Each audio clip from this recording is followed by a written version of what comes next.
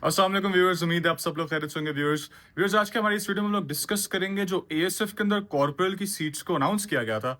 आज की हमारी इस वीडियो में हम लोग इसके एलिजिबिलिटी क्राइटेरियाज को, इसके सिलेबस को, अप्लाई करने के प्रोसेस को स्टार्ट में मैं आपके साथ डिस्कस करूंगा। साथ ही साथ फिजिकल स्टैंडर्ड्स को, जो फिजिकल स्टैंडर्ड्स आपकी हाइट के होते हैं, so on and so fourth. और इसी के साथ साथ आपके रनिंग के टेस्ट वगैरह के ऊपर भी मैं एलेबोरेटली आपको अनफोल्ड करके बताऊंगा कि आप क्या क्या एक्सपेक्ट कर सकते हैं once you applied for this position.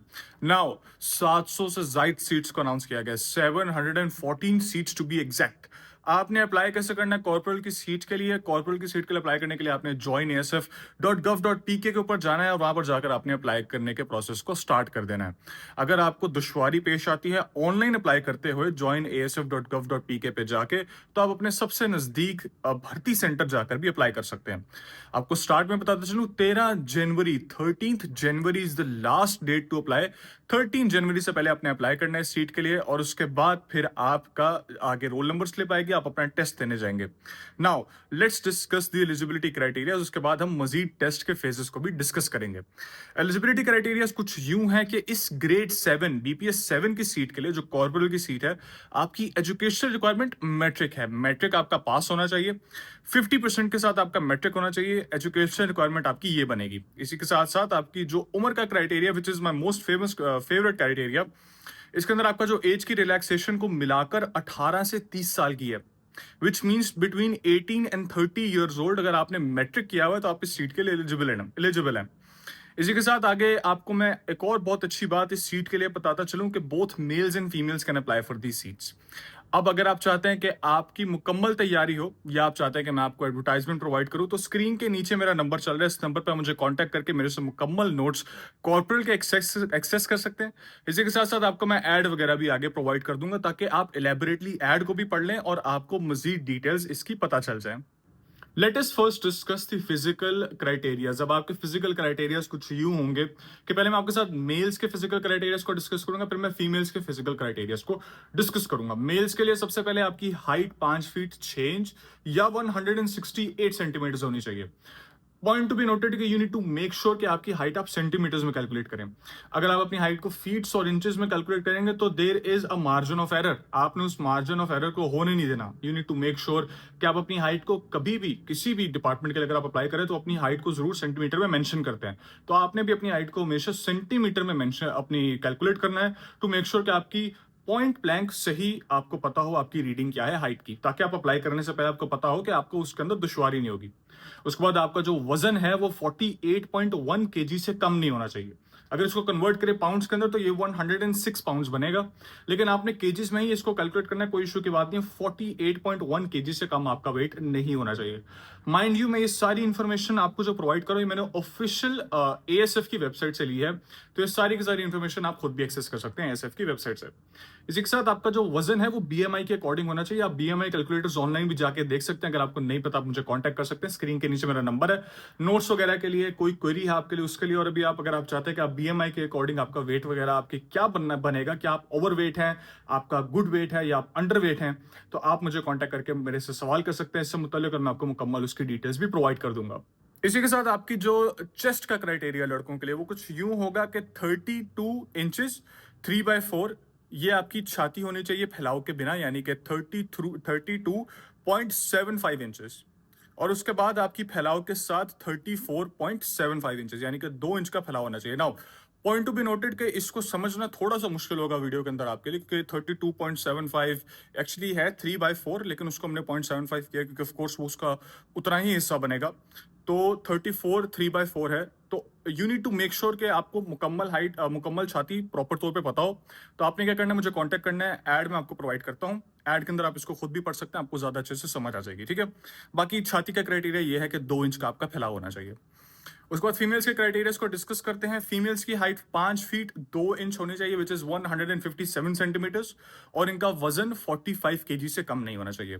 आप माइंड आप अपना बीएमआई जो फीमेल्स का होता है वो थोड़ा डिफरेंट होता है, तो अगर आपको महसूस होता है कि आपको बीएमआई के मुताबिक आपका वजन वगैरह पता हो, तो आप ऑनलाइन जाके बीएमआई कैलकुलेटर सर्च करेंगी और उसी के ऊपर जाकर आपने अपनी हाइट वगैरह डालनी होती है। एज डालते हैं, हाइट डालते हैं और अपना करंट वजन डालते हैं, तो आपको बता देता है कि आप अंडर वेट हैं, आपका गुड वेट है या आप ओवर वेट है। तो ये गोज बोथ वेज। बीएमआई अगर आपने चेक करना होता है अपना, तो आप अपना ऑनलाइन जाके बीएमआई कैलकुलेटर सर्च करेंगे और आपको पता होगा। आई एम प्रीटी श्योर कि आज की जनरेशन को इसमें कोई दुश्वारी नहीं होगी कि वो ऑनलाइन जाके वेबसाइट्स के ऊपर बीएमआई कैलकुलेटर जैसी इजी ये चीज़ों को देख सकें।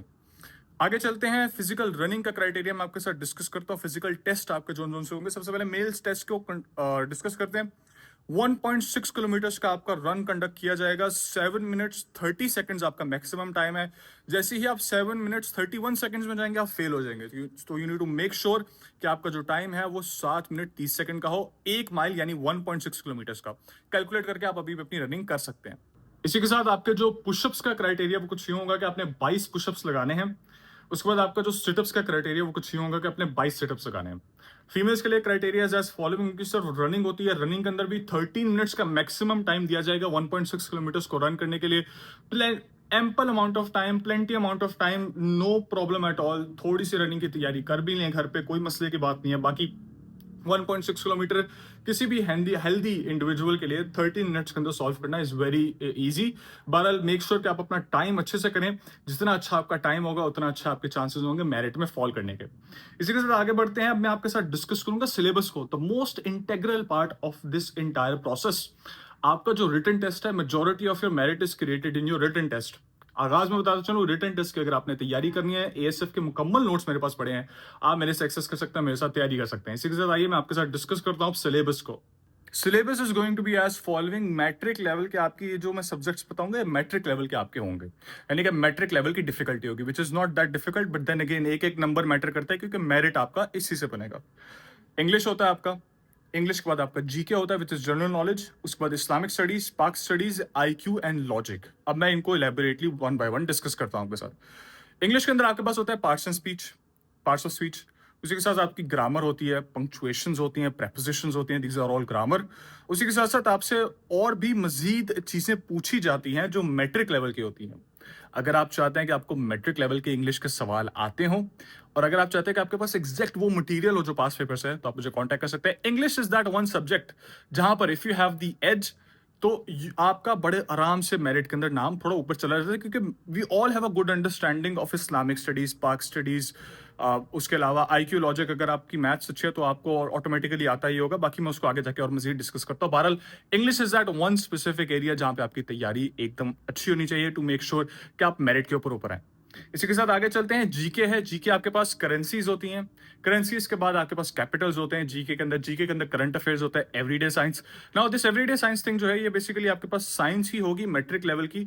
मैट्रिक के साइंस के सवाल, लेकिन बायो वगैरह, केमिस्ट्री वगैरह इस तरह के सवाल नहीं होंगे, थोड़े मुश्किल नहीं होंगे, बहुत आसान से सवाल होते हैं। कि प्लांट्स की आपके पास आ सकती है, प्लांट से मुतल्लिक छोटे मोटे सवाल आ सकते हैं, ह्यूमन एनाटॉमी से मुतल्लिक छोटे मोटे सवाल आ सकते हैं, बट दैट्स इट। ईडीएस इतना डिफिकल्ट नहीं होता, आपने उसको लेकर फिक्र नहीं करनी है।